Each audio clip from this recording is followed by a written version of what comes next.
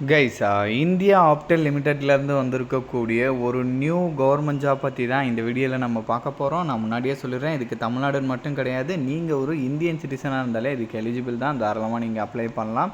So அதே மாதிரி வந்து இதுக்கு ஏஜஸை பொறுத்த வரைக்கும் மினிமம் 18லேருந்து மேக்ஸிமம் 35 இயர்ஸ் வரைக்கும் இருக்கிறவங்க எலிஜிபிள்.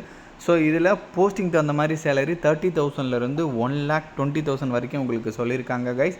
ஸோ இப்போ இதுக்கு எப்படி அப்ளை பண்ணுறதுலேருந்து இதோட ஃபுல் டீட்டெயில் வந்து நான் உங்களுக்கு ப்ரீஃபாக எக்ஸ்பிளைன் பண்ணுறேன். நீங்கள் வீடியோவை ஸ்கிப் பண்ணாமல் எண்டு வரைக்கும் பாருங்கள். அண்ட் இந்த மாதிரி வரக்கூடிய எல்லா அஃபீஷியல் கவர்மெண்ட் ஜாப் அப்டேட்டுமே நீங்கள் தெரிஞ்சுக்கணுன்னா கண்டிப்பாக நம்ம சேனலில் சப்ஸ்கிரைப் பண்ணி வச்சுக்கோங்க.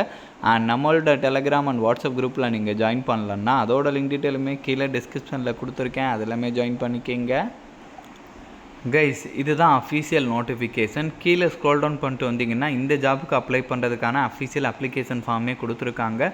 ஸோ இதோட லிங்க் டீட்டெயில் வந்து நானுமே கீழே டிஸ்கிரிப்ஷனில் கொடுத்துருக்கேன். நீங்கள் கரெக்டாக செக் பண்ணி பார்த்துட்டு டவுன்லோட் பண்ணி பிரிண்ட் எடுத்துக்கோங்க.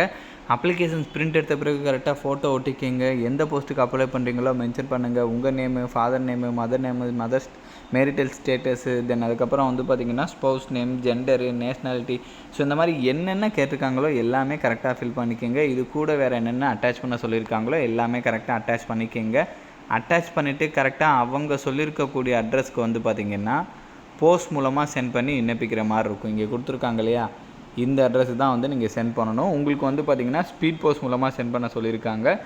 எந்த ஒரு அப்ளிகேஷன் ஃபீஸுமே கிடையாது கைஸ், ஓகேங்களா? யாருக்குமே வந்து ஃபீஸ் கிடையாது. ஸோ அதை வந்து அவங்க தெளிவாகவே வந்து சொல்லிட்டாங்க. ஸோ இப்போ வந்து ஒரு போஸ்டிங் வைஸாக வந்து நம்ம வந்து டீட்டெயில் வந்து பார்க்கலாம். ஸோ இங்கே ஜூனியர் லெவலில் இருக்கக்கூடிய போஸ்டிங், அதாச்சும் இந்த இளநிலை அதிகாரிலாம் சொல்லுவாங்க இல்லையா, அந்த மாதிரி போஸ்டிங் கொடுத்துருக்காங்க. எல்லா வேக்கன்சியும் கம்யூனிட்டி வைஸாகவும் ஸ்ப்ளிட் அவுட் பண்ணி கொடுத்துருக்காங்க. கண்டிப்பாக செக் பண்ணிக்கோங்க. நான் முன்னாடியே சொன்ன மாதிரி ஏஜை பொறுத்த வரைக்கும் மினிமம் 18 இயர்ஸ் மேக்ஸிமம் 35 இயர்ஸ் வரைக்கும் இருக்கிறவங்க எலிஜிபிள்.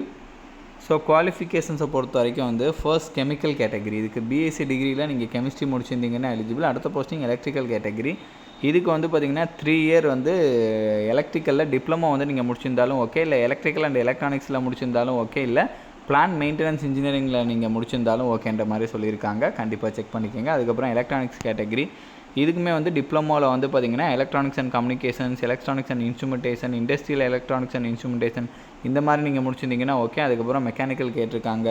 ஸோ தென் அதுக்கப்புறம் வந்து ஆப்டிக்ஸ் அண்ட் கோட்டிங் கேட்டகரி, இதுக்கு பிஎஸ்சி டிகிரியில் ஃபிசிக்ஸ் ஆர் மேத்ஸ் வந்து நீங்கள் முடிச்சிருந்தாலும் ஓகே. அது மட்டும் இல்லாமல் அவங்க சம் எக்ஸ்பீரியன்ஸ் கேட்டிருக்காங்க, அதுவுமே வந்து கண்டிப்பாக வந்து இருக்கணும். என்னென்ன கேட்டகரிக்கு எக்ஸ்பீரியன்ஸ் கேட்டிருக்காங்களோ கண்டிப்பாக செக் பண்ணிக்கோங்க.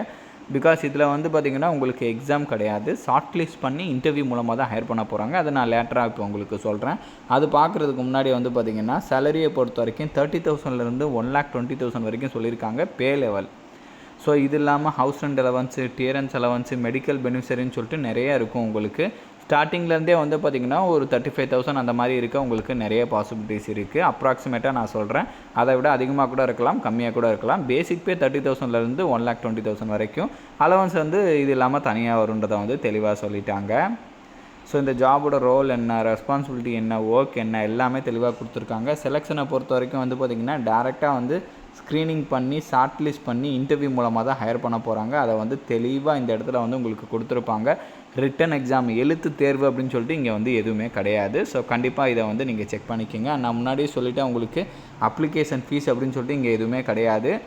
அப்ளை பண்ணுற யாருமே வந்து பார்த்திங்கன்னா ஃபீஸ் பண்ணணும் அப்படின்னு சொல்லிட்டு எதுவுமே வந்து இங்கே இல்லை, ஓகேங்களா? ஸோ இதோட லிங்க் டீட்டெயில் எல்லாமே நான் கீழே டிஸ்கிரிப்ஷனில் கொடுத்துருக்கேன். கண்டிப்பாக நீங்கள் செக் பண்ணி பாருங்கள்.